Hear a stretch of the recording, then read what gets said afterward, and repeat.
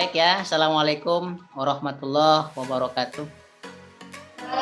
Waalaikumsalam warahmatullahi wabarakatuh.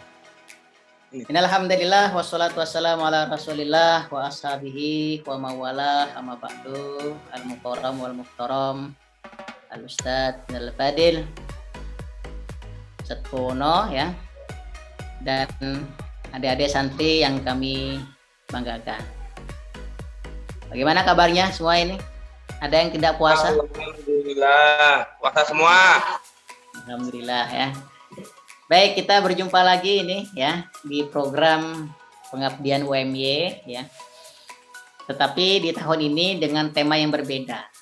Nah, kita mencoba untuk bersama-sama belajar bagaimana kita mendirikan bank wakaf mikro di pondok pesantren. Nah, harapannya ya BDBS ini punya bank wakaf mikro. Ya, kenapa? Karena BDBS ini adalah pondok pesantren yang punya ya visi untuk menjadi the Islamic Economic Boarding School ya. Menjadi pesantren ekonomi Islam. Ya, khususnya di daerah Piungan. Baik, pada kesempatan kali ini saya mencoba ingin menyampaikan sedikit bagaimana ya latar belakang bank wakaf mikro, bagaimana teknisnya kita mendirikan, bagaimana prosesnya kita menjalankan. Harapannya nanti BDBS punya bank wakaf mikro seperti yang ada di pesantren-pesantren yang lain. Baik, saya mencoba untuk menampilkan materi kita hari ini. Baik, apakah sudah terlihat Ustaz Bono dan kawan-kawan santri? Sudah terlihat ya?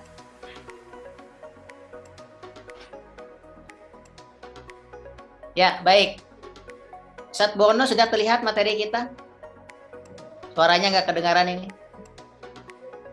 Sudah ya? Gini ya? Sudah terlihat? Ya. Baik, kita berbicara tentang bank wakaf mikro. Nah, di Indonesia bank wakaf mikro ini sudah lama sebetulnya ya, sejak 2017-an akhir sebetulnya. Nah, kenapa harus ada bank wakaf mikro? Kok nggak cukup bank saja Pak? Gitu. Kan bank sudah banyak nih di luar sana, ada Bank Mandiri, ada Bank BNI, ada Bank BRI, bahkan juga ada Bank Syariah Indonesia yang sudah besar.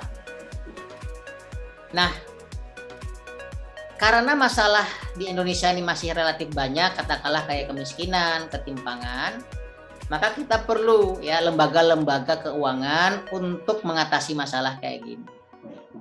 Misalkan di Indonesia, ya kemarin di tahun 2020 kita mengalami resesi, mengalami krisis gara-gara COVID.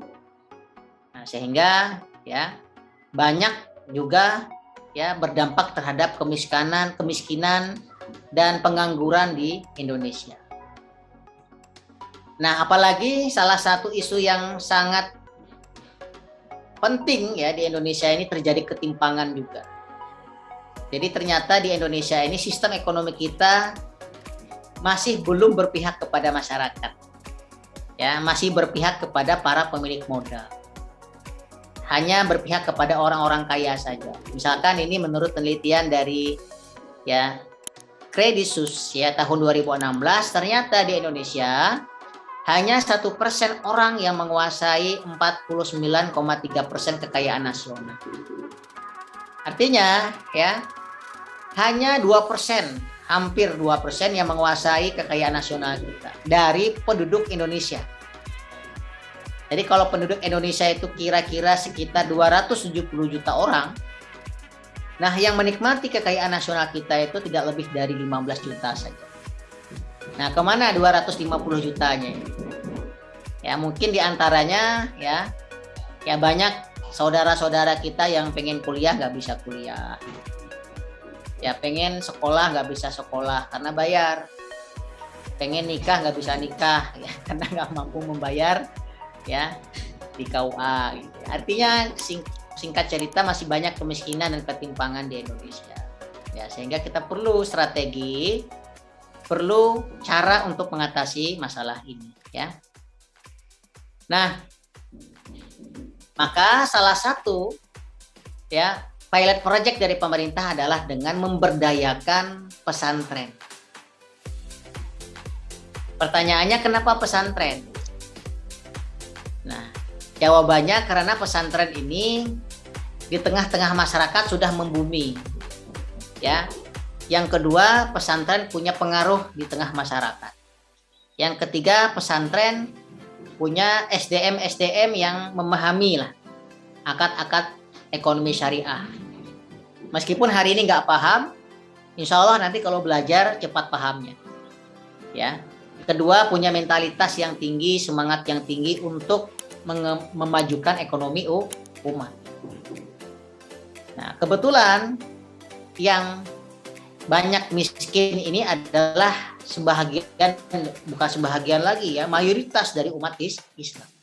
Maka ya perlu lembaga-lembaga kayak pesantren ini bersama-sama untuk mengatasi masalah kemiskinan.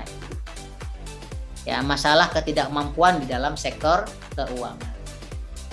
Nah, berdasarkan catatan Kementerian Agama Republik Indonesia, ternyata pesantren ini jumlahnya banyak sekali ya. Ini di tahun 2018 total pesantren itu sekitar 28 ribuan dari Aceh sampai Papua. Nah, salah satunya ada di Yogyakarta ini ya, di Piungan, namanya BDBS ya. Dan insya Allah ya kita punya pandangan bahwa BDBS ini ya punya semangat juang untuk memajukan ekonomi umat, minimal memajukan ekonomi santrinya. Ya, kalau santrinya kuat, maka insya Allah nanti keluarga juga kuat. Kalau keluarga kuat, insya Allah juga bangsa kita juga akan menjadi kuat. Nah, ini harapan kita ya untuk memberdayakan skill-skill para santri ya yang hebat-hebat ini ya untuk nanti di masa depan bisa memajukan ya keluarganya, bahkan bisa memajukan bangsa kita. Amin ya robbal alamin. Ya robbal alamin. Melihat fenomena ini ya OJK itu apa? OJK itu adalah Otoritas Jasa Keuangan. Mencoba untuk mempertemukan ya antara pihak yang memiliki kelebihan dana untuk didonasikan kepada masyarakat. Jadi pesantren itu ditunjuk oleh OJK sebagai lembaga perantara dari Otoritas Keuangan Nasional ya, kemudian difasilitasi oleh pesantren agar pesantren bisa memberdayakan umat. Jadi pesantren tugasnya bukan hanya mendidik kawan-kawan, bukan ya. Tetapi juga sekaligus sebagai penggerak masyarakat. Ya, melalui santri-santrinya yang kuat-kuat ini. Ya, melalui ustadz-ustadznya yang penuh semangat juga. Nah, itu ya fungsi pesantren dalam perspektif pemerintah. Jadi pesantren itu bukan hanya lembaga sekolah. Bukan hanya sekedar mendidik, tetapi juga menggerakkan umat. Mungkin dari sisi sosialnya, dari sisi ekonominya, ya syukur-syukur juga mungkin dari sisi politiknya gitu ya. Nah, itu jadi OJK yang punya program kayak gini. Nah, OJK itu apa? OJK itu adalah Otoritas Jasa Keuangan yang memang tugasnya adalah untuk yang mengontrol, untuk mensahkan lembaga-lembaga ekonomi dan keuangan masyarakat. Ya. Nah, latar belakang yang ketiga bahwa ya tingkat inklusi dan keuangan syariah masih rendah. Misalkan di Indonesia tingkat inklusinya kemarin sudah naik memang sekitar ya 22% ya sudah naik alhamdulillah. Ini tahun 2016 ya. Nah, 22% itu masih sangat rendah sekali. Ya, padahal umat Islam di Indonesia itu 88%, artinya masih jauh dari panggang gitu ya. Api dan panggangnya masih berjauhan. Nah, ini tugas kita ya bersama pesantren juga bersama kampus-kampus universitas untuk bersama-sama kita mempromosikan ekonomi dan keuangan syariah ini kepada masyarakat. Nah, pertanyaannya, bagaimana cara pesantren mempromosikan ekonomi syariah ini kepada masyarakat? Ya, pertama ya tentu saja melalui ya pembekalan santri-santrinya. Jadi santri-santri ini nanti menjadi duta ya. Duta itu bukan vokalis Sheila on Seven ya, bukan ya. Duta itu adalah wakil pemerintah untuk mempromosikan, untuk menjelaskan kepada masyarakat ini loh ekonomi syariah itu ya. Nah, lebih khusus lagi, pesantren diharapkan punya semacam lembaga yang betul-betul terkoneksi dengan pemerintah. Lembaga keuangan yang langsung terkoneksi dengan pemerintah. Nama lembaga itu disebut dengan Bank Wakaf Mikro namanya. Ya. Jadi sama, Bank Wakaf Mikro ini bagian daripada lembaga keuangan mikro syariah. Mungkin kawan-kawan kemarin pernah kita diskusikan tentang BMT ya. BMT, Pondok Pesantren BDBS. Tapi ternyata BMT ini punya kendala. Apa kendalanya? Mungkin kekurangan dana. Kita nggak punya dana untuk memberdayakan masyarakat. Termasuk juga untuk memberdayakan para santri. Ya, mungkin sudah kita alokasikan dana, biaya. Tapi kan namanya santri kan masih belajar. Ada yang sukses, ada yang tidak. Akhirnya bangkrut BMT kita. Ya kan? Gitu. Nah, yang kedua kita nggak bisa juga langsung pergi ke luar pesantren. Nah, itulah kendala kita, karena kita mungkin kekurangan waktu, kita kekurangan sumber daya, ya sehingga BMT kita tidak bisa berjalan secara maksimal. Nah, untuk mengatasi solusi itu, kawan-kawan dan ustadz-ustadz gitu ya, maka pemerintah memberikan solusi dengan ya memfasilitasi pendirian Bank Wakaf Mikro namanya. Apa kelebihannya? Bank Wakaf Mikro itu kelebihannya dana itu boleh dari luar. Ya. Karena dia berfungsi sebagai kayak lembaga zakat, wakaf gitu ya, dan lembaga sedekah. Jadi masyarakat dalam hal ini bisa mensedekahkan uangnya ke bank wakaf ini. Bisa berzakat produktif, bisa berwakaf uang ke lembaga Bank Wakaf Mikro punya pesantren ini. Ya, kenapa kok boleh? Karena sudah dapat legalitas dari pemerintah. Nah, karena sudah dapat badan hukum dari pemerintah, maka Bank Wakaf Mikro Pesantren itu terbuka untuk umum. Siapa saja yang ingin berzakat, bersedekah, berwakaf, itu tempatnya di Bank Wakaf Mikro Pesantren BDBS misalnya. Nah, dana yang terkumpul di situ, dana zakat, dana infak, dana sedekah, dana wakaf itu boleh diputar lagi ke masyarakat dengan perjanjian ya, dengan ketentuan-ketentuan yang disepakati. Nah, bagaimana ketentuannya? Setelah ini nanti kita akan jelaskan cara kerjanya bagaimana, ya. Oke, nah ini gambaran tentang indeks literasi ya dan indeks inklusi. Ternyata indeks literasi kita masih 8,11%. Sedangkan yang bank konvensional itu sudah mencapai hampir 30%. Ya, jadi masih jauh ya kita. Maka tugas kita untuk menggerakkan ekonomi syariah ini, kalau bukan kita siapa lagi ya. Kalau santri saja nggak mau, ya siapa lagi yang kita harapkan ya. Maka kita perlu ya menempatkan santri ini sebagai duta-duta, wakil-wakil kan ekonomi syariah atau keuangan syariah kepada masyarakat. Apalagi kawan-kawan ini lagi mondok di Pondok Pesantren Ekonomi Syariah gitu ya. Mudah-mudahan ya nama itu tidak hilang ya.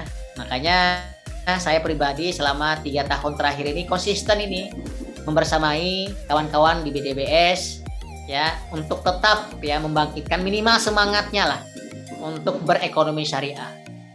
Ya, kadang terkoneksi, kadang tidak, itu bagian daripada sunnatullahnya saja. Ya, yang penting kita tetap memberikan ya informasi-informasi, kita tetap memberikan semangat kepada adik-adik santri untuk tetap ya bersama kita membangun ekonomi syariah.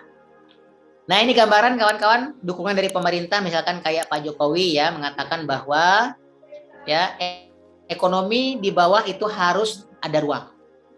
Ya, karena ada yang pengen pinjam tapi tak punya agunan. Nah, makanya kata Pak Jokowi solusinya adalah Bank Wakaf Mikro. Kenapa? Karena kalau masyarakat bawah atau masyarakat kecil langsung ke bank itu susah nanti, ribet urusannya. Nah, ya. Tapi kalau ke bank wakaf mikro, insya Allah simple. Karena sifatnya adalah memudahkan, li tashil, memudahkan. Ya, jadi syaratnya nggak begitu ribet. Kemudian dari tokoh yang kedua ya, ini dari tokoh ketua Dewan Komisioner OJK langsung. Nah, kata Pak Wimbo, kami ingin memberikan perhatian khusus kepada masyarakat kecil yang dimana secara formal tidak dapat diberikan pinjaman atau pembiayaan oleh lembaga keuangan formal lain. Jadi singkat cerita kawan-kawan, bank wakaf mikro ini adalah banknya pesantren gitu. Nah, dari mana dapat dananya? Kalau bank umum itu kan dapat dananya dari tabungan masyarakat kan. Nah, kalau bank wakaf mikro ini dananya adalah dari para donatur. Misalkan ya, dari UMY ada 5 juta misalkan. Ya. Kemudian dari orang-orang kaya di sekitaran pondok dapat 1 juta. Ya, atau dari dana wakaf masyarakat, dari sedekah, dari infak masyarakat terkumpul kira-kira kasnya bank wakaf mikro itu ada 8 juta misalkan. Nah, bank wakaf 8 juta inilah yang boleh diputar oleh bank wakaf mikro tadi, oleh santri-santri tadi, boleh untuk santrinya, boleh juga untuk masyarakat. Tapi dengan kriteria-kriteria, nah yang membuat kriteria ini tentu saja adalah pihak yang punya otoritas di bank wakaf mikro pesantren. Nanti teknisnya tentu ada pengurusnya, Ustadz Bono ya, ada pengurusnya, siapa pengurusnya? Yang mungkin langsung dari ustadznya ya. Kemudian pengurus ini tugasnya ya pertama administrasinya untuk mencatat berapa duit masuk, berapa duit itu ada masih di kas bank wakaf mikronya. Kemudian ada juga satu orang yang mendata siapa yang perlu dibantu. Misalkan santri yang punya skill, yang punya keluarga yang tidak mampu perlu dibantu agar bisa mensupport keluarganya. Atau masyarakat di luar pondok pesantren yang betul-betul miskin, yang dia punya skill, ya dibantu oleh pondok pesantren BDBS. Katakanlah kayak pengabdiannya pondok pesantren lah gitu ya. Sama kayak UMY kan, mengabdi, jadi memberdayakan pesantren. Nah, kemudian pesantren lagi memberdayakan warga-warga sekitar yang dianggap betul-betul tidak mampu. Ya. Caranya boleh dengan langsung memberikan wakaf, boleh juga dengan memberdayakan, ya boleh juga dengan memberikan modal agar masyarakat yang tidak mampu tadi bisa punya penghasilan ya. Nah, itu intinya bank wakaf mikro itu. Ya. Tapi syaratnya memang harus terdaftar. Syaratnya memang harus terdaftar di OJK. Nah, ya. Nah, ini yang saya jelaskan tadi, tujuannya apa bank wakaf mikro ini? Tujuannya untuk memberdayakan masyarakat. Ya. Boleh nggak Pak santrinya? Boleh. Ya, tetapi yang diprioritaskan adalah santri yang betul-betul punya skill, punya kemampuan, punya keinginan, dan keluarganya memang perlu dibantu. Nah, ini memang tergantung pada kebijakan pengelola. Yang kedua tujuannya adalah untuk memaksimalkan peran pesantren dalam program pemberdayaan masyarakat miskin produktif di sekitar pesantren. Ya, jadi pesantren ini kalau bisa punya jiwa penggerak di masyarakat sekitar. Ya, jangan sampai pesantren itu hanya semacam katak dalam tempurung gitu ya. Pesantren tapi nggak punya dampak terhadap masyarakat sekitar. Mungkin selama ini pesantren berpengaruh, tapi mungkin dalam agama ya. Ustadz misalkan ngisi pengajian gitu, itu udah biasa gitu. Ya, apalagi di bulan Ramadan ini santri-santri banyak diundang gitu ya, ngisi-ngisi pengisi takjil. Ya, pembicara di masa takjil atau pas menjadi imam sholat tarawih, itu biasa. Tapi pertanyaannya, bisa nggak pesantren itu memberdayakan masyarakat langsung dengan keahliannya? Ya, nah ini tantangan. Nanti kawan-kawan santri BDBS saya sangat yakin sekali, insya Allah selama punya kemampuan dan kemauan pasti bisa. Ya, ijazah sodakal azmu wadohas sabi. Ya. Kalau kita belum paham ya terus tanya saja. Pada akhirnya nanti kita bisa menjadi orang yang tak tahu. Jarib walahi stafun arifan, kata Mahfuzat gitu ya. Oke, pertanyaannya bagaimana cara mendirikannya ini? Karena bank wakaf mikro ini kan harus berbadan hukum. Nah, cara mendirikannya ya tentu syarat minimalnya ya kita harus punya 20 orang, tapi kalau di santri pondok pesantren sudah banyak lah. Ya, lebih dari 20-an. Kata Ustadz Bono kemarin sudah 35 ya, sudah banyak ya. Kemudian rapat, intinya rapat sepakat gitu kan. Nah, kemudian kita mengajukan badan hukum ke koperasi. Jadi badan hukum Bank Wakaf Mikro itu sama kayak koperasi juga, kayak BMT, sama ya. Dan insya Allah ini akan dipermudah karena ini adalah program khusus dari Pak Wapres. Ya, program khusus dari Pak Wapres, dari Pak Ma'ruf Amin agar bisa memberdayakan ekonomi umat. Insya Allah akan dipermudah, berbeda dengan BMT. Kalau BMT memang agak susah karena persaingannya sudah kompetitif, sudah banyak sekali BMT. Ada yang skala mikro, bahkan juga ada yang sudah go internasional BMT kita itu. Nah, kalau untuk Bank Wakaf Mikro ini insya Allah akan dipermudah. Kita daftar di notaris ya, kemudian maju ke akta notaris gitu, ada berita acara, kemudian nanti langsung diajukan ke pusat. Nah, tinggal tunggu nanti badan hukumnya bisa keluar kapan, ditunggu saja ya. Ada proses-prosesnya. Nah, kemudian yang kedua, proses perizinan usahanya. Nah, ini ya. Ini berdasarkan wilayah pendirian masing-masing Bank Wakaf Mikro ya. Bank Wakaf Mikro Yogyakarta itu tentu saja di bawah OJK-nya Yogyakarta. Di mana alamat OJK itu? Alamat OJK itu ada di Jalan Timoho ya kalau nggak salah ya, dekat Balai Kota itu. Ya, di samping ya dekat Balai Kota, pas samping perempatan itu, dekat perempatan di samping Warung Padang ya. Nah, itu nanti boleh tanya-tanya langsung ke OJK bagaimana cara mendirikan Bank Wakaf Mikro Pesantren. Ya. Nah, tadi ketika sudah punya akta badan hukum, tadi kan sudah mengajukan akta badan hukum di BMT di koperasi ya. Sudah dapat pengesahan. Nah, baru kita mengajukan permohonan izin ya, dilampiri dengan perizinan, dokumen perizinan lembaga keuangan mikro syariah. Namanya adalah Bank Wakaf Mikro, BDBS boleh, Bank Wakaf Mikro, ya terserah namanya apa gitu ya. Intinya untuk merepresentasikan eksistensi pondok pesantren. Nah, yang ketiga nanti langsung datang ke OJK. Di mana OJK-nya tadi? Di Jalan Timoho, di dekat Balai Kota. Kemudian OJK nanti akan melengkapi dokumennya ya, tunggu sampai beberapa bulan ya, maksimal di sini 40 hari kerja. Nanti akan dianalisis ya, apa yang kurang, apa yang sudah lengkap. Nanti nggak lama akan keluar surat izinnya. Jadi sangat mudah sekali. Dan insya Allah ini sangat mudah ya, akan dimudahkan karena ini adalah program langsung dari Pak Wapres kita ya, Pak Kiai Haji Profesor Ma'ruf Amin, karena beliau juga dapat profesornya dari ekonomi syariah ya. Nah, kemudian bagaimana kelembagaannya? Nah, ini badan hukumnya tentu saja koperasi jasa ya. Izin usahanya namanya nanti ada lembaga keuangan mikro syariah, tapi namanya tetap harus menggunakan istilah Bank Wakaf Mikro. Ya, tetapi izin usahanya di bawah LKMS, Lembaga Keuangan Mikro Syariah ya. Nah, kemudian bagaimana organisasinya? Nah, ini yang perlu dicatat ini kawan-kawan di pesantren. Harus ada 2 orang pengawas dari internal atau eksternal. Misalkan saya boleh jadi pengawas misalkan ya. Menjadi pengawas Bank Wakaf Mikro Pesantren ini. Kemudian yang perlu dipersiapkan adalah sebentar ya, ini kok turun ke bawah ini. Pengurusnya ada ketua, ada bendahara, ada sekretaris, kemudian pengelolanya ada manajernya, ada supervisornya, ada administrasinya. Jadi paling tidak ada 6 orang lah. Ya. Jumlah nasabahnya ya sebanyak-banyaknya lah. Memang tetap dibatasi memang dari OJK. Kalau misalkan Bank Wakaf Mikro BDBS sudah berdiri nanti, maksimal nasabahnya hanya 2.000 saja. Ya, tapi 200 pun sudah besar kalau bisa 200 ya. Ada nasabahnya 20 saja juga sudah bagus. Ada 2 orang saja juga sudah bagus, artinya betul-betul kita memberdayakan masyarakat. Ada 1-2 orang nggak apa-apa daripada tidak ada ya.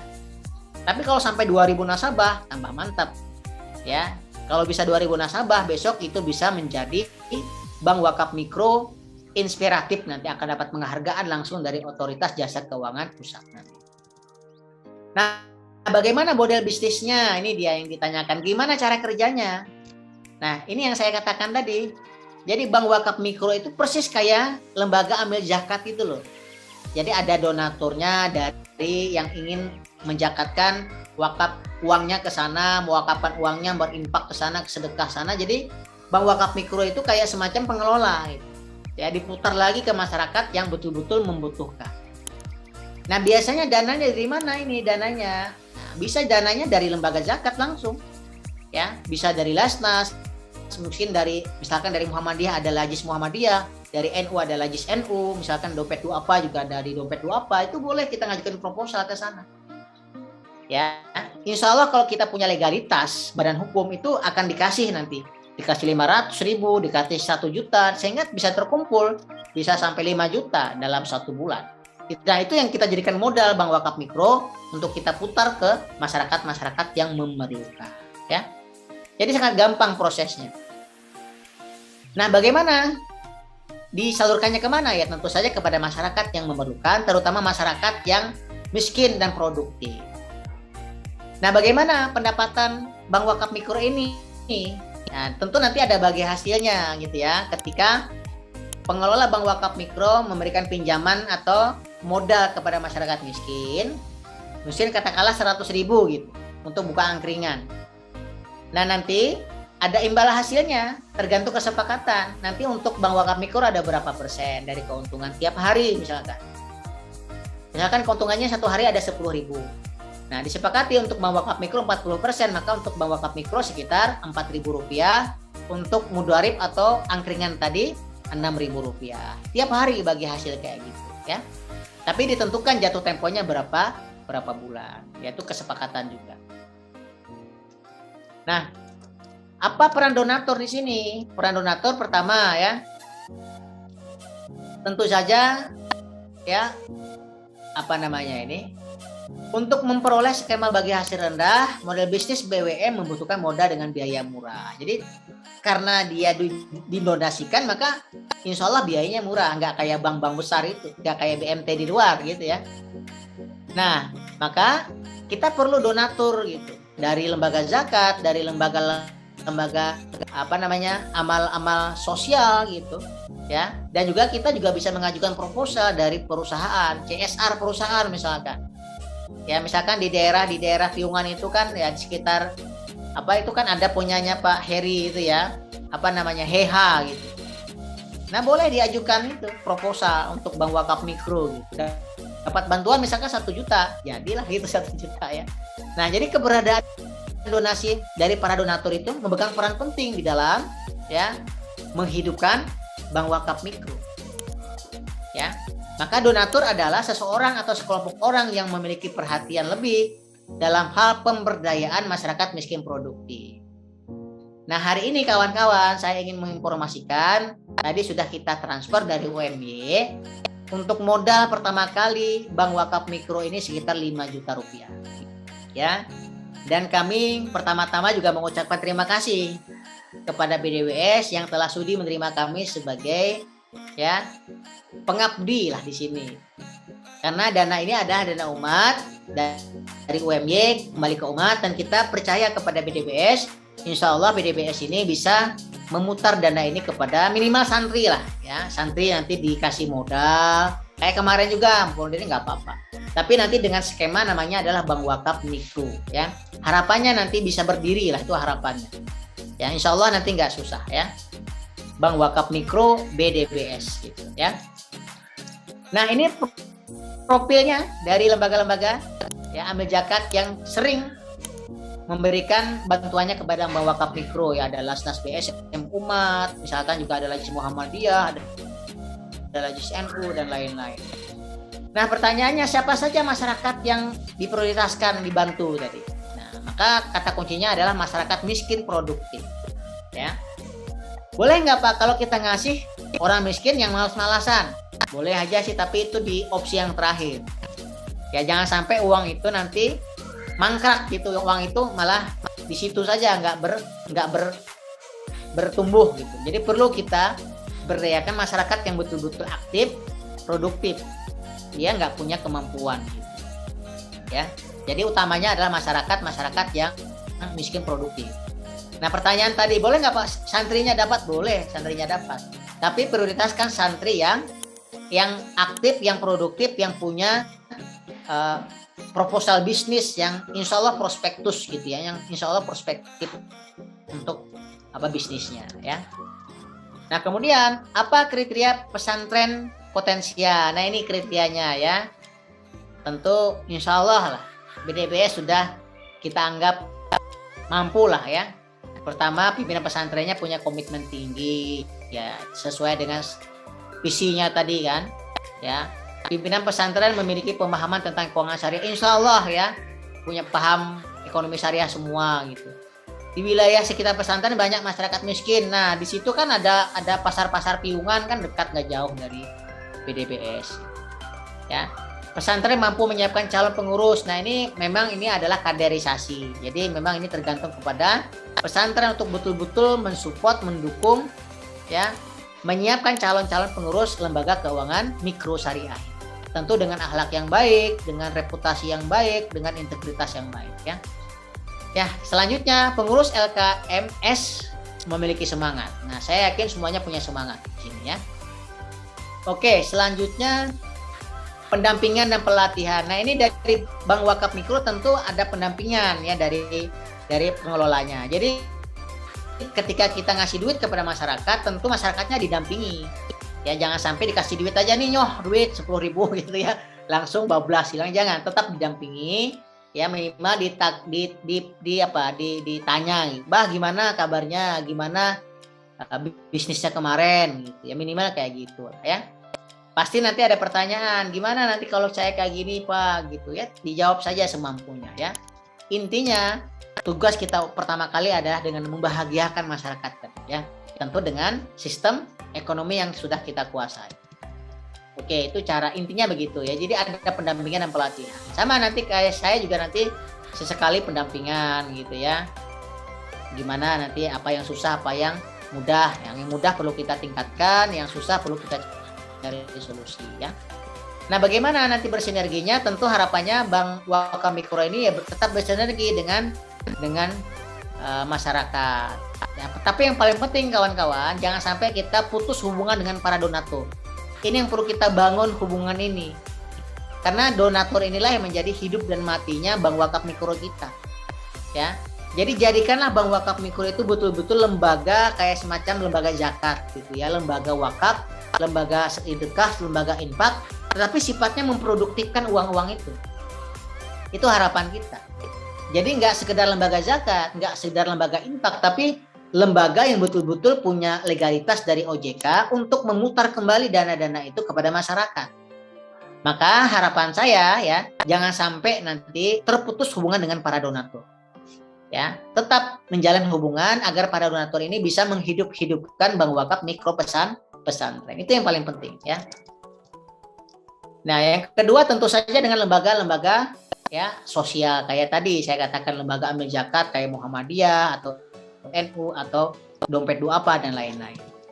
Nah, ini keunggulan Bank Wakaf Mikro ya, nggak ada bunganya, nggak ada biaya, nggak ada agunan ya, kemudian nanti ada pendampingan dan lain sebagainya. Nah, ini nanti bisa dibicarakan ketika pengurus sudah ada. Nah, ini saya ingin menyampaikan sedikit perkembangan Bank Wakaf Mikro di Indonesia. Nah, ternyata sudah banyak loh ya Bank Wakaf Mikro di Indonesia. Bahkan di Jogja itu kalau nggak salah baru ada 1 di Jogja itu. Nah, terakhir kemarin sudah ada 3 ini. Bayangkan, ya seluas DIY ini baru ada 3 Bank Wakaf Mikro.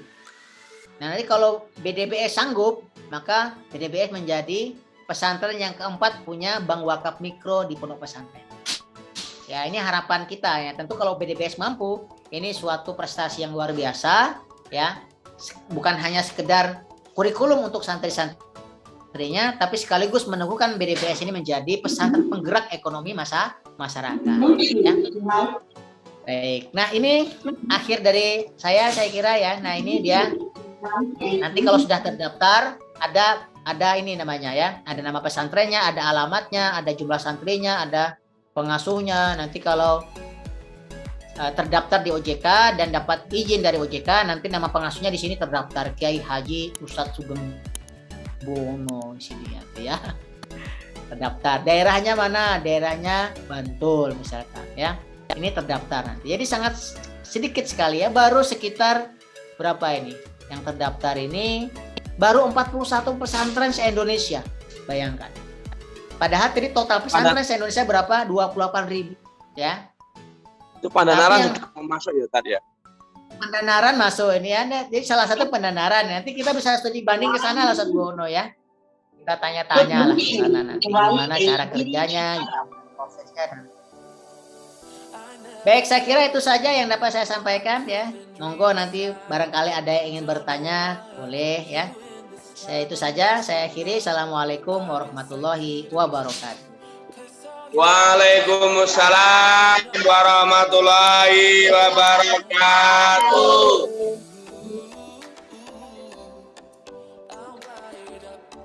Boleh Ya. bertanya ini Pak Naib. Monggo, Ustaz. Ya. Ini kan kami didampingi dari kampus UMY langsung oleh Antum sebagai pengabdi di Dharma. Nah, kami ini kan sudah ada beberapa mungkin Taksada dan ini kan ada juga santri mahasiswa, ada juga santri yang santri kami, ada yang santri yang memang kader kami. Jadi yang awalnya dulu adalah alumni sini, kemudian kita kuliahkan, kemudian juga mereka kita perbantukan di sini. Apakah untuk mendirikan apa ya, Bank Wakaf Mikro tadi itu harus minimal 20 orang. Terus pengurusnya apakah dari anggota itu juga atau dari orang luar? Atau pengawasnya harus dari luar atau harus ada yang dari dalam? Terus nanti ini untuk syarat-syarat pendaftarannya, apakah harus ke OJK semua? Atau nanti seperti apa itu pembentukannya gitu? Sebentar itu dulu Pak. Baik, makasih Ustaz pertanyaannya ya. Memang pada intinya kita pertama-tama harus mempersiapkan pengurus. Itu paling intinya di situ. Nah, pertanyaannya pengurusnya apakah boleh dari luar atau dari santri? Ya, harapannya ya tentu ya dari santri. Ya. Karena memang santri ini yang perlu kita berdayakan. Skillnya, kemampuannya dan lain sebagainya. Ya sambil belajar, praktek langsung, learning by doing. Ya, apakah dari luar boleh? Boleh. Itu tergantung kesepakatan kebijakan pesantren yang memang dalam hal ini pesantren menjadi salah satu ditunjuk lah sebagai penggerak ekonomi masyarakat. Jadi pada intinya itu kembali kepada pesantren Ustaz ya. Jadi apakah dari santri, dari ustadznya kah, dari pengurus pesantren kah sekaligus, atau dari masyarakat luar juga boleh. Tapi pada intinya itu harus di bawah pondok pesantren. Kemudian yang kedua, untuk mendaftar segala macamnya itu memang harus ke OJK. Karena ini sekali lagi program OJK, Otoritas Jasa Keuangan. Maka apa-apa semuanya harus berurusan kepada OJK. Termasuk kalau kita bingung, nanti malah mereka akan membersamai kita nanti. Mereka akan bantu, bahkan mereka akan mudahkan kita. Karena memang ini adalah sekali lagi tugas program dari Pak Wapres untuk memberdayakan ekonomi umat melalui pesantren. Gitu. Baik, itu Ustaz. Tadi yang saya catat 2 pertanyaan, betul ya? Apa yang ada yang kurang? Monggo, yang kurang saya lupa.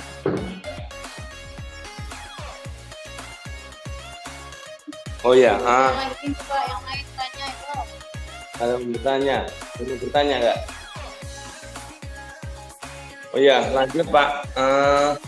Nanti setelah misalnya gini, kami mengajukan izin dan izin itu keluar. Nah, ini kan anak-anak santri kan dia tidak selamanya di pesantren. Itu batas untuk menjadi anggota di Bank Wakaf Mikro ini berapa lama? Mereka berapa lama untuk menjadi nasabah itu apakah hanya selama mereka jadi santri, karena kan kita tidak tahu mereka nanti akan tetap di sini kemudian kuliah di Jogja atau mungkin mereka kembali ke kampung halaman mereka, kan kita nggak tahu juga. Nah, nanti untuk masalah batas-batas waktunya menjadi nasabah atau menjadi anggota atau menjadi pengurus itu berapa lama? Ya, baik. Masih. Untuk masalah waktu itu tidak ada ketentuan. Misalkan ini ya, seandainya pengurus sudah dibentuk, ada A, ada B, ada C. Apakah boleh diganti pengurusnya 2 bulan kemudian? Boleh. Jadi nggak ada ketentuan baku yang mewajibkan harus setahun, 1 semester, 2 tahun, apalagi sampai 5 tahun nggak ada. Itu tergantung musyawarah majelis syuronya pesantren. Ya, intinya jangan sampai pengurus itu kosong, itu saja. Dan memang baiknya di pesantren itu harus ada kaderisasi lah. Ganti-gantian untuk mengelola bank wakaf mikro ini. Karena harapan kita selain untuk memberdayakan ekonomi umat tadi, kita juga berharap agar bank wakaf mikro ini menjadi media pembelajaran santri. Jadi santri punya wawasan bagaimana cara mengelola, bagaimana cara menghadapi masyarakat, bagaimana cara megang duit dan lain-lain sebagainya. Ya, intinya agar mereka sama-sama bisa belajar. Tetapi perlu nanti disepakati berapa bulan kah baiknya, ya, agar mereka itu betul-betul punya pemahaman, punya pengalaman, ya sekaligus juga tidak berdampak buruk terhadap kinerja bank wakaf mikro. Nah, itu saya kira perlu bahas bersama-sama nanti ketika bank wakaf mikro ini betul-betul bisa dapat izin dari OJK. Begitu, Ustaz. Iya. Ya, lanjut, Ustaz. Untuk mendapatkan izin dari OJK itu minimal dana dari bank wakaf mikro itu berapa modalnya? Itu yang pertama. Ya. Yang kedua, untuk nasabah kita itu apakah hanya dari santri, apakah ada dari masyarakat luar? Kalau misalnya nanti dari masyarakat luar, nah cara nabungnya itu gimana? Menabung ini mungkin cara kita untuk mengelola ini dana yang ada, atau memutar dana yang ada itu seperti apa? Ya, baik. Yang pertama, modalnya berapa? Ya, tidak ada modal, Ustaz. Tidak ada modal. Yang penting pesantren bisa mendata, ya, bisa meyakinkan OJK bahwa pesantren itu betul-betul berada di masyarakat yang miskin, produktif. Nah, tinggal kita peta nanti BDBS lokasinya di mana, kita pastikan di sekitar BDBS, masih banyak masyarakat yang miskin, misalkan. Dan strategis juga tempatnya, masih berdekatan lah, nggak terlalu jauh dengan pasar. Kedua, ya, BDBS punya kurikulum tentang ekonomi syariah misalkan. Nah, ini bisa kita jadikan sebagai bahan untuk mengajukan pendirian tadi.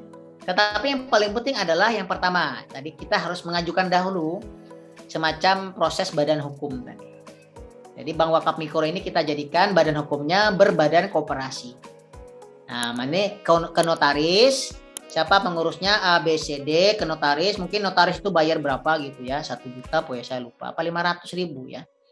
Nanti kalau sudah di akta notaris sudah dapat, nah itu nanti aktanya itu kita ajukan ke OJK, sudah ada akta notarisnya, sudah ada misalkan syarat-syarat dari tokoh setempat, dari kepala desa itu bahwa betul-betul BDBS itu adalah pondok pesantren yang memang berada di sekitar masyarakat yang miskin dan produktif. Itu saja intinya sebetulnya. Jadi nggak ada modal. Nah, dari situ kita mengajukan, misalkan sudah dapat izin misalkan dari OJK. Oke, izinnya keluar, bank wakaf mikro pesantren. Nah, bank wakaf mikro pesantren itu beda kayak bank lain, beda. Jadi nggak perlu nasabah. Jadi dari mana dapat duitnya? Ya dari donatur tadi. Misalkan kayak UMY kan sudah mendonasi katakanlah 5 juta itu untuk pendirian, proses biaya pendirian sekaligus untuk modal awal. Katakanlah modal awalnya anggap saja 3 juta. Nah, 3 juta itu ya diputar.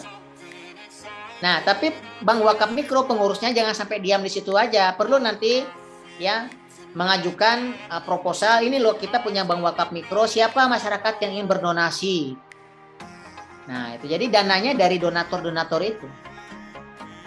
Ya, dari donatur orang-orang kaya, ya. Jadi kayak Bank Wakaf Mikro itu persis kayak lembaga zakat gitu. Menunggu. Tapi jangan sekedar menunggu saja, kita juga berperan aktif untuk mempromosikan bahwa BDBS itu punya Bank Wakaf Mikro yang kerjanya, fungsinya adalah untuk memberdayakan ekonomi umat di sekitar pesantren. Gitu. Boleh juga nanti misalkan di masjid, misalkan kan ada masjid barunya ya di situ ya. Nanti jadikan wakaf khusus Bank Wakaf Mikro, jadi kayak wakaf gitu. Jadi biar nanti jamaah atau masyarakat setempat menabung atau mewakafkan uangnya di situ. Jadi ada tulisan Bank Wakaf Mikro, fungsinya untuk pemberdayaan ekonomi umat sekitar pesantren. Nah, jadi dananya dari situ, Ustaz. Dananya dari situ semua. Ya, jadi nggak perlu banyak-banyak. Ya, nggak perlu 1 juta, 100.000 pun cukup sebetulnya. Ya, 100.000 pun cukup. Yang penting 100.000 ini kita gunakan untuk memberdayakan umat. Apalagi kalau sampai 1 juta, apalagi kalau sampai 5-10 juta, tambah mantap gitu. Ya. Jadi kecil-kecil saja, nggak perlu besar-besar. Yang penting fungsi pesantren itu betul-betul kita gunakan sebagai penggerak ekonomi umat dari kecil-kecil dahulu saja. Itu intinya di situ. Kayak seperti model simpan pinjam itu ya, mereka kita modalin, mereka kebetulan setelah mereka berkembang, mereka mengembalikan apa yang kemarin kita modalkan atau bagaimana? Modelnya boleh atau kayak yang gitu. Kita lepas saja. Modelnya boleh kayak gitu agar Bank Wakaf Mikro ini punya pemasukan lagi. Tapi dengan sifat bagi hasil tadi. Ya. Ada sifatnya bagi hasil. Misalkan di sini ketentuannya kan tadi yang saya jelaskan tadi bukan minimal ya. Sebentar. Kayaknya ada 3% tadi ya. Jadi misalkan bagi hasil dengan penjual angkringan setempat, misalkan penjual angkringan butuh modal katakanlah 500.000. Oke, sepakat Bank Wakaf Mikro memberikan modal 500.000. Nah, kesepakatan kedua harus berapa nisbah bagi hasilnya. Misalkan nanti kalau ada untung 100.000 lagi. Nah, untuk Bank Wakaf Mikro katakanlah 30%, untung angkringannya 70%. Jadi kalau ada keuntungan bagi hasilnya ya 30.000 untuk Bank Wakaf Mikro pesantren, 70.000-nya untuk angkringan tadi. Jadi tergantung kesepakatan ya. Jadi enggak kayak simpan pinjam, nah masyarakat pinjam ada bunganya itu enggak boleh, itu hukumnya haram. Jadi enggak boleh simpan pinjam sebetulnya ya. Kalaupun ingin meminjam ya masyarakat pinjamnya dengan akad qordu hasan saja, pinjam 100.000 kembali pun 100.000.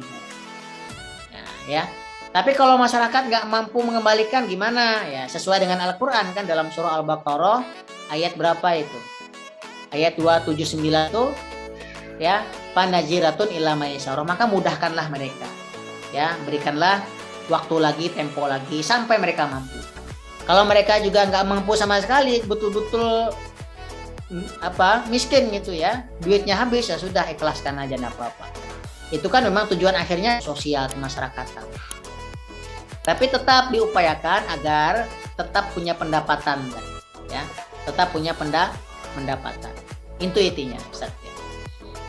Oh, berarti untuk mencari untuk biar Bank Wakaf Mikro ini tetap bertahan, memang harus mencari para donatur-donatur yang siap mewakafkan uangnya ke Bank Wakaf Mikro di Dharma. Ya, intinya di situ kita harus membangun relasi dengan donatur. Jadi yakinkan kepada para donatur bahwa Bank Wakaf Mikro kita itu punya eksistensi hukum kan. Ya.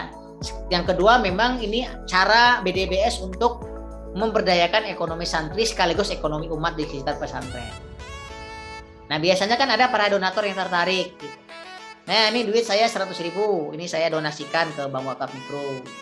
Ada lagi Pak B gitu 200.000, sama kayak lembaga zakat, sama persis.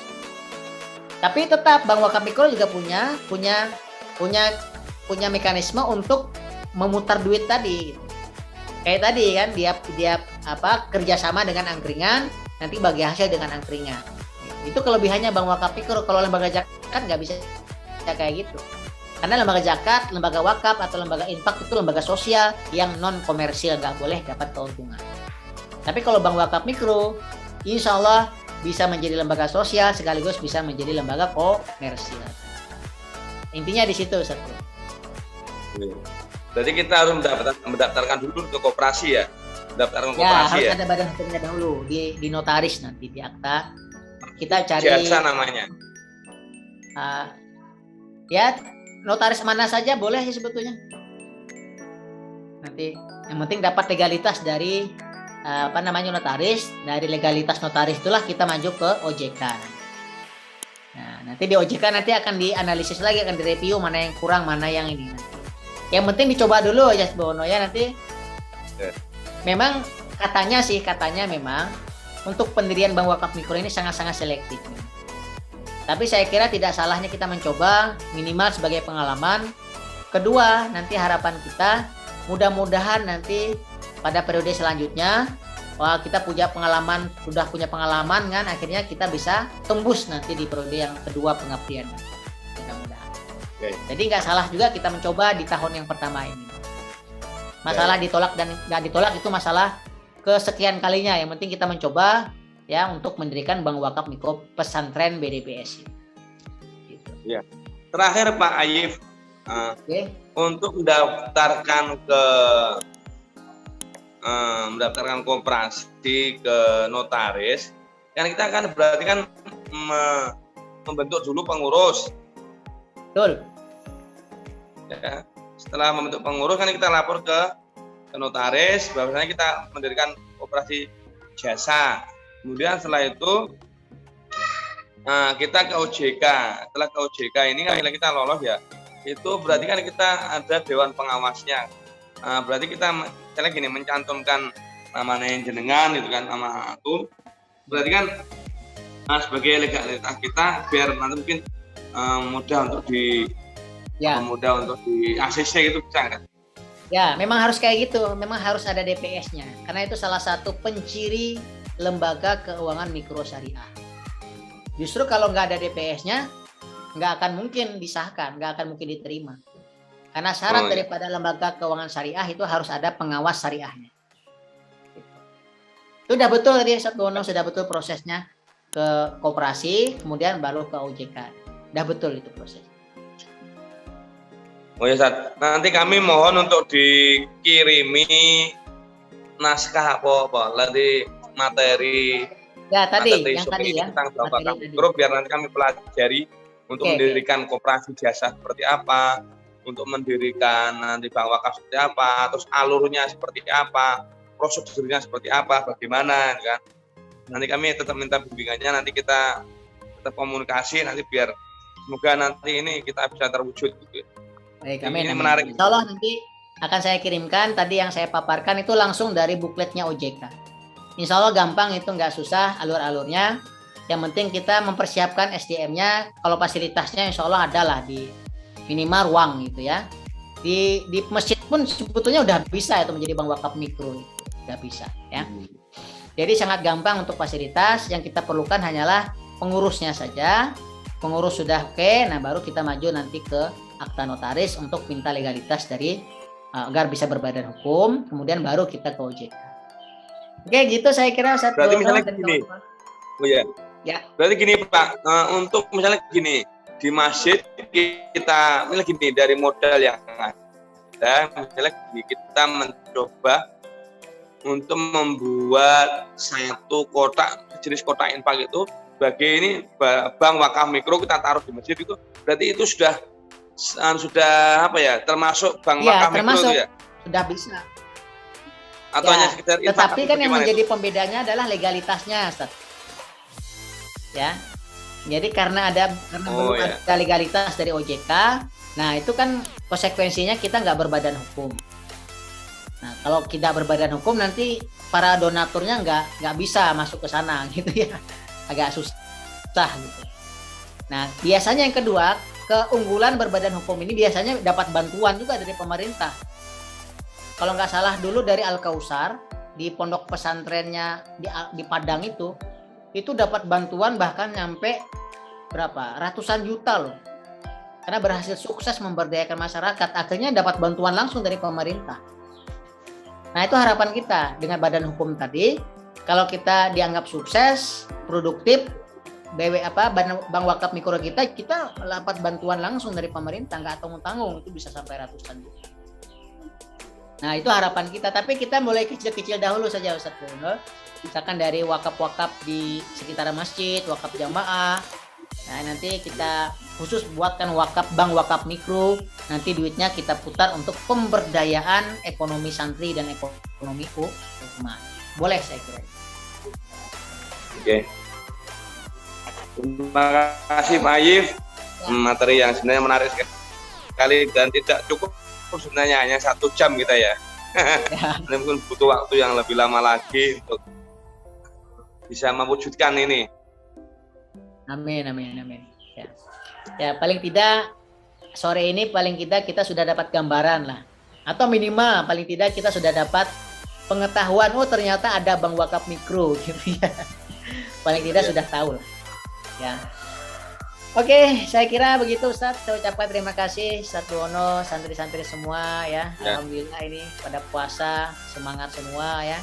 Mudah-mudahan nanti di lain kesempatan kita bisa berjumpa secara offline ya. Ini mohon maaf, ini saya masih ada di Kalimantan, jadi nggak bisa langsung datang ke pondok pesantren BDBS. Padahal kalau di Jogja rumahnya sudah dekat ya, paling 15 menit sudah nyampe ke pondok pesantren.